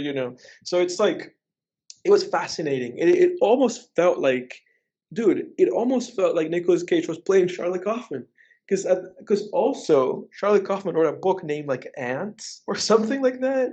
Oh, really? And yeah, and part of this whole thing is that this lady steals his creative work and intelligence or whatever. Yeah, yeah. So this whole movie was very strange in like the metaphysical, like the meta elements of this movie, and how it felt like it was commenting on things in the real world and the Charlie Kaufman of it all. But putting that aside, I was fascinated by this movie and just like the concept of it. Because I was like, oh, that's really neat. Everybody's just having dreams about this guy, and it's fascinating how the movie starts, and he's just like an average. He's just a kind of like a forgettable guy that you see once and you never remember again. Yeah. And he's in conflict with the fact that his daughter keeps having dreams where he's just like a non-agent in the background. Yeah. And it's fascinating because then when he has that meeting with that woman, the whole idea of that meeting to me was the fact that he wanted to be somebody recognized. Like, he was not happy with his existence of just being, a guy that teaches a course in the university, like lesson, like course, and nobody pays attention and nobody respects him. People just ignore that he's around. He wants to be somebody in his life that has like agency and that people look at as somebody that's like a great guy that you can depend on, And I thought Nicolas Cage was perfect. Like, I thought that his performance beginning to end of this movie was pitch perfect. Unreal. Unreal performance. I mean, so believable. Yeah. Like, because I've never seen it. Yeah. I can't recall a movie where he's like this much of a nerd. He's usually just like a guy, or some movies he's a tough guy. What a range. I mean, one movie that comes to mind for me is like Mandy or Joe even. He's like a tough guy in those movies. At least Mandy, he's definitely a tough guy. And then he just plays this complete dweeb. Very pathetic guy. Just this Poindexter. Yeah, man. You haven't seen Adaptation, have you? No, I want to. Yeah, I definitely want to see. Great, man. Yeah, Adaptation's great, and it's him. He's the guy in Adaptation. Right. And the character he plays in Adaptation, it's similar to this character in terms of like being just like a pathetic character. But it's fascinating. Again, I thought he had a pitch perfect performance, and it's fascinating how things kind of escalate when he has this kind of like crossroads moments with his character, where with the meeting that he had with that lady that was writing that book, that was kind of like a moment in his character where he just outright came out and was just like, I want the recognition, what is it? He said that he like patented intelligence and that he was going to sue her. So it was like, oh, he had this like out of character moment, right? Right.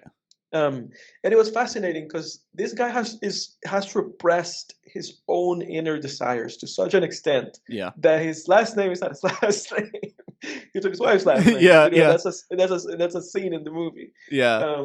Of how I guess like far away from I guess like his own self drive and what he wants. Yeah, that was a great addition. Because it's like there's nothing wrong with that per se in life, but it was a great thing for but it made sense for the character. Exactly. Yeah. I don't want to judge anyone who does that, I might not do it. That way. Yeah, but definitely wouldn't want to judge anyone for that, but it definitely fit his character very well. No, it fit his character. It was just like it was another It was another layer. straw, yeah, on the Yeah. camel's back, so to speak. And it was fascinating too, because when he's talking to that lady, he first says, like, it was her idea, or he says something along those lines, and then he corrects himself and goes like, we wanted this, we wanted to do this. So then he makes it clear that maybe didn't actually want to do it because he painted it as his wife's idea. And I got nothing wrong with that, but we're just analyzing the character. So it was really fascinating, just kind of navigating this thing. Everything was so like richly constructed, so well constructed, and then everybody's having dreams about him, like post these two events happening. And that lady told him like, "Oh, I dreamed about you," So this kind of like inner conflict that he has is manifesting. It's like such like a strong, I guess, like inner conflict that this man has, that is just manifesting everybody else's dreams, and everybody else is like, I guess, like the human subconscious, like brain, if we can think about it that way, this like metaphysical way. So that was fascinating. And then it's again, he's a fascinating guy to watch, but he's also like kind of like just a weaselly, pathetic, repugnant kind of character. So you also kind of like look at him and you go like, ugh, you wince, like, oh, this guy sucks, Yeah. because he sucks ass. He's a shitty person. He's a shitty person. I would Like such say, a little well, he's not a such shitty a little person, is weasel. he? Yeah. He's not like a bad But dude though. He doesn't do is that a anything bad, does he? Like he doesn't do anything bad per se, but I guess what I mean is just like not really shitty, just with how pathetic he is. just how pathetic he Yeah, is, yeah. and how whistly he is, with like cheating on his wife with that girl that was just like, oh, I had this dream, Oh yeah, and then later on for yeah, sure. and then he just like farts and leaves, and it's funny because like every time in the movie that he acts upon like his desires, these like dreams people are having just escalate. Like the more he acts on this like desires that he has of like pushing his agenda and standing out and being an exceptional guy, who does this and that thing, and a great guy, anytime that keeps going and going and going, the more that things get negative, and the whole human subconsciousness of it all. And what else? I'm trying to like, I guess I'm trying to build to overall, I guess the overall interpretation that I had, or like the way that I saw the movie like explain these things, is that there was that scene where he talks about like zebras. That to me, that scene was kind of like very crucial to the interpretation overall of this film. Yeah, Because yeah. he talks about how, despite the fact that zebras are in and of themselves very individual creatures with their own line patterns, and they stand out, right? You can even compare them to human beings. Zebras, I guess, the way that zebras succeed is by not standing out from the pack. Just like, not sticking your head out, not drawing too much attention to yourself, because if you do, you're gonna get, killed, for Yeah. lack of a better term. um and that's how I interpreted his character, where the more that he pushed to be recognized as like some great guy that is not passive and it's not in the background of anybody else's life, but like, he wants to just be the fucking main character. So the more that he pushed towards that, the more that I guess the collective subconsciousness became negative about him. Yeah. And that's my interpretation of why everybody has started having this like nightmares, and then why his life, ended up basically being in shambles. And then it was too late by the time that he realized that he should have just continued being, just a guy in the background, because he was happy, for lack of a better term. He had a wife, he had kids, he had a stable life.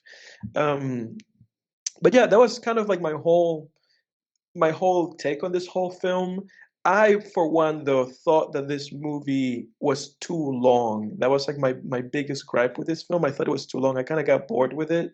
And by the time that it started doing the whole shit later on with the whole Michael Cera shit and the whole kind of like Sprite Obama, Joe Rogan apology video, like by the time that it got there, which was like the movie still had like 30 minutes by that point, I was just kind of like, I'm kind of done with this movie. Yeah, yeah. That's like my biggest gripe with this movie. I thought that it had said everything that it had to say. Like I thought it said it. I was like, I get your point. I don't necessarily feel like I need to be sitting through the whole like cancel culture, like dreams that you can control with a device, it's like I get it, like by that point it just kind of got a little bit too much, and it felt like it did that because it wanted to get to an arc for the character that I felt like the character himself did not necessarily have in him. Because I Mm. thought that the way this movie ended, I thought it was an ass pull. Honestly, I thought it was an ass pull ending the way this movie ended. Well, like Um, they pulled it out of their ass. I thought they pulled it out of their ass because when that came across when that came about with his character, I was like, man, this just happened in the last 5 minutes. Like this was not this guy's character. This guy's character was not this. You talking about when they him and his wife split up? Hmm. Okay. Yeah, because I thought him and his wife splitting up was actually like a natural consequence of what happened, and I actually would have been more in agreement with this film if then they didn't have had the ending of like, oh, I'm gonna go in her dream, and now we're gonna make this like be like a weird like eternal sunshine nostalgia, like oh, what could have been that it was. I thought that was bullshit, Oh, honestly. really? Yeah. Yeah. Yeah, I liked the feel of the ending. I did find it for me it was like I found it odd that he was being punished. Um his character was being punished because for me it was like, well, I don't know for what, you know. I mean, I guess, well, shit. I guess he did kind of cheat on his wife. He did. He Yeah. did that kind of. He Well, did yeah, he did. just based on his own assumptions. That woman wasn't actually doing anything. She was just working. Right. No, you're right. You're right. So yeah, maybe he did deserve the punishment. So let me back up for a second. Kind of gather my thoughts. Yeah, I mean, I think what this. Because again Yeah, again go I ahead. think the punishment. Sorry, not to interrupt you, but No, you're I good. think the punishment that his character received. I think it's kind of explained again, like within the whole context of this whole idea of like humans as animals and this collective subconscious thing where you don't do this whole thing of just like standing out so much on purpose, and how I Right. guess like how the human experience then like punishes people, whether they're famous people or whatever. I guess to me that was like the whole commentary the movie was making. But yeah, go ahead. I think he was kind of. Yeah, I think he was. I think he was also kind of punished for being kind of inauthentic. I think too, because I think Mhm. what happens sometimes, and like a similar example, I guess, is like Breaking Bad. How when you remain a fly on the wall your entire life, it sort of leads to this implosive effect where it's like, all right, well Yeah. now I'm gonna you just all, and it's like I'm all of a sudden gonna put myself out into the world and put my mark on the universe, but it's like too Right. much, you know. And Right. obviously in this movie it's in more of a fantasy way, with the collective unconscious and him being in people's dreams. But I thought that, yeah, it was really interesting because, yeah, it was like he was someone who just lacked so much agency in his life. It's someone who, very fish out of water kind of story where it was like he's going from being invisible to being infinitely visible, you know.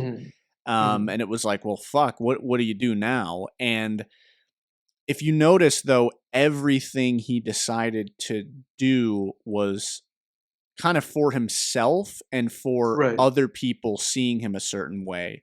And Right. I think, It was a lot. It was a selfish endeavor. yeah, and I think that is sort of, because I think I think that I would say this was almost like a fall arc where Hmm.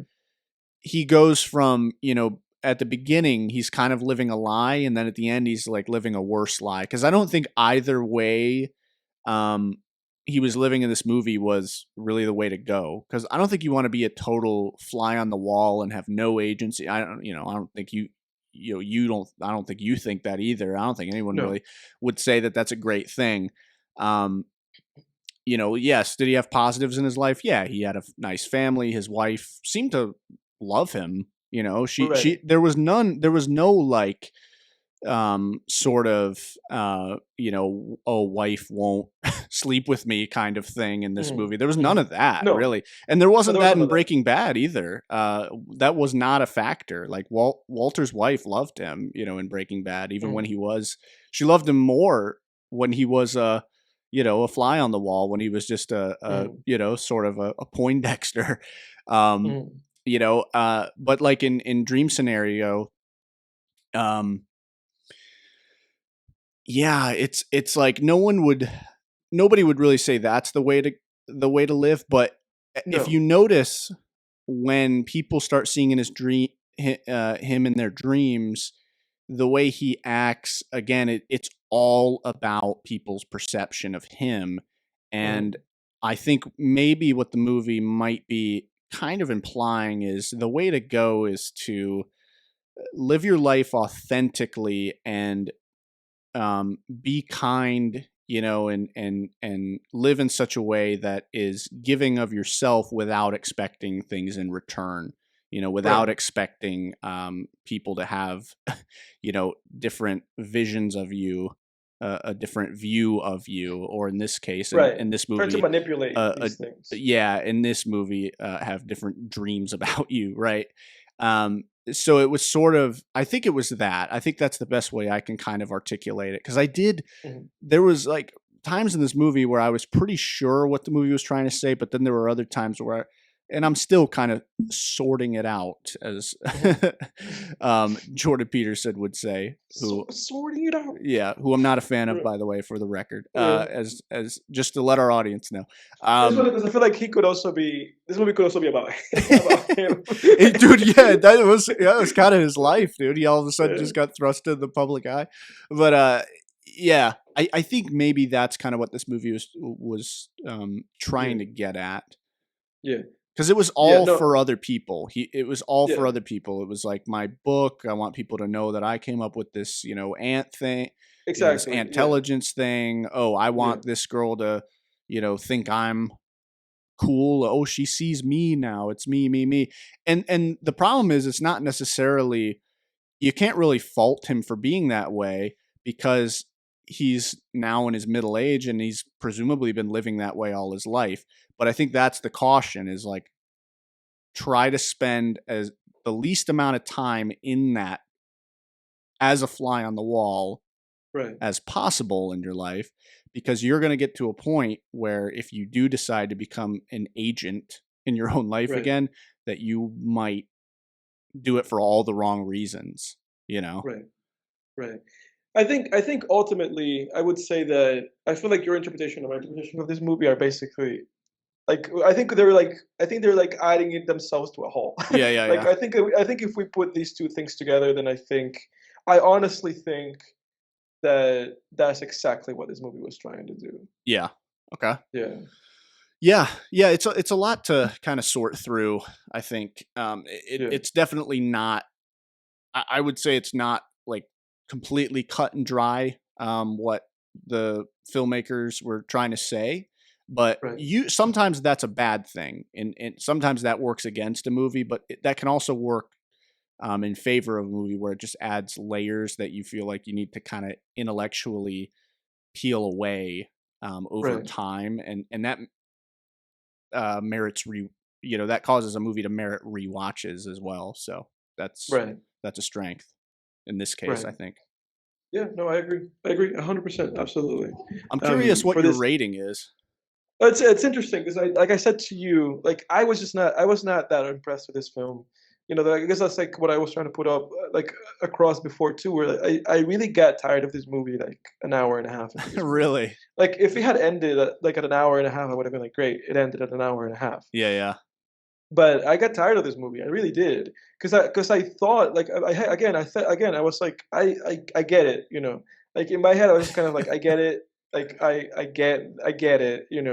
And then it ceased to be either clever or funny. There's just scenes I didn't enjoy, like the one of him like haunting himself, like again like with his whole apology video. Like I was just kind of like I don't like any of this. Yeah. The ending of the movie I didn't like. The whole introduction of the this is the solution with and I understand the meta commentary of introducing an element that lets you commercialize and manipulate your dreams, and then there's ads in your dreams. Like Yeah, that was I interesting. understand.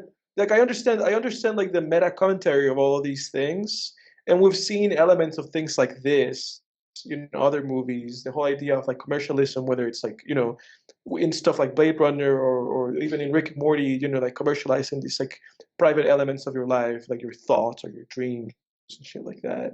Um, or stuff that we've seen in what is it, Black Mirror, the whole idea of putting a microchip in your brain that Elon Musk's trying to force people to do.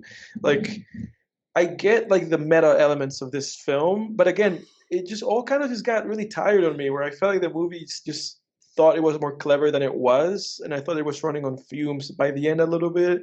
And I think also just like I guess like my not so loving embrace of this movie, I think it also has to do with the fact that I feel like I've kind of, and you and I have talked about this, I've lost a lot of the positivity that I have with Charlie Kaufman, because I feel like a lot of Charlie Kaufman's stuff, when I watch it, like a lot of his later stuff, it just kind of comes across the exact same way this movie did, of just being like Mm. clever, and then of just me being kind of like, I'm tired of this, Yeah, like, yeah. and just reaching like a point of being like, yeah, I'm not into this, Yeah.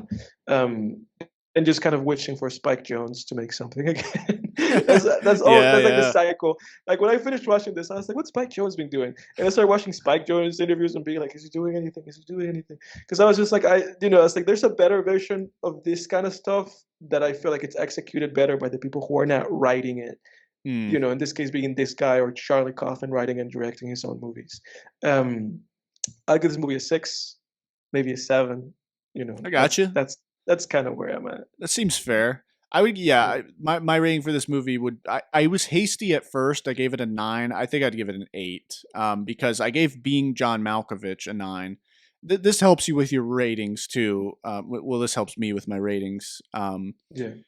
Where, like, if sometimes if you're struggling to come up with a rating for a movie, with to be really accurate with it, it helps to compare it to a similar movie, and it's like, okay, did I like that more or less than that movie? Yeah. And I gave Being John Malkovich a 9, and I didn't like this movie as much as Being John Malkovich, despite how Right. similar it feels. I love being John I Malkovich. love being John Malkovich. I love to be John Malkovich. I love just being him. No, no, being John Malkovich is fantastic. I love that movie, and I gave that a 9. So I have to give this movie an 8. Yeah, I would say an 8. I really enjoyed it. I thought it was really thought provoking. I did get a little tired with it by the Mhm. time, I think I would agree with you, by the time we got to like the ads in your dreams shit. It kind of was going off the rails and I think it was getting away. My problem there was it was getting away from the point of the movie. I think Right. it was going off on a tangent, It was for going on a tangent. It really was. It was like going off on a tangent. it was, and it was like, all right, get back to the point of the movie, like Yeah. refocus. It became unfocused at that part, uh, and lost my train of thought. My mind went on a tangent. We went off on a tangent. Yeah, yeah, yeah. But this is what I was gonna say. But I will say that I still really enjoyed it, and this was one of those movies, kind of like Dune Part 2, um, and a couple others that I can't think of off the top of my head, where it's like I watch it, I finish it, and it's like, all right, cinema is alive and well, and Right. it gives me Right. comfort, where I'm like, all right, people can, for as much like complaining as people do about like the modern state of movies or the modern state of certain genres of films, when you get a great one, um, you can kind of there. We still get great ones, I guess, is what I'm Yeah. trying to say. Yeah. And No, I agree with you. yeah, and this is one of those movies where I was like, all right, I can sleep comfortably knowing that cinema is still intact. you know, Yeah. uh, so yeah, Absolute cinema. It's cinema. funny because everybody's loved this movie. I saw everybody's ratings before I watched this film. I don't know if that activated something in my brain to be a contrarian. I hope it didn't. But when I watch this movie again, I guess I'll see like definitively, I guess, how I feel about this movie. But like I said, at this point in time, I do think that it was just kind of good. I thought it was just kind of good, Yeah. and it bored me a little bit. Yeah, I gotcha. Yeah. I never felt bored. I was never disengaged, but I don't think you're crazy for being bored at points, because I Yeah. can see it. Yeah. What you got for us next week, man? Well, next week, I guess we're we're switching gears. We're switching gears. We're in April, right? Yeah. Yeah, man. We're switching gears. Let's watch Death Proof. Oh shit! Literally switching gears. Yeah. Let's do it, dude. Death Proof. Quentin Tarantino, right? That's right. Everybody join us next time. Death Proof. I've never seen it. It's the only Tarantino movie I haven't seen. I think that's the case for you too. Yep. The only one. Let's check it out. Let's do it. Death Proof next week, everybody. All right, Later. everybody. Next time on Film Tangents. We're out.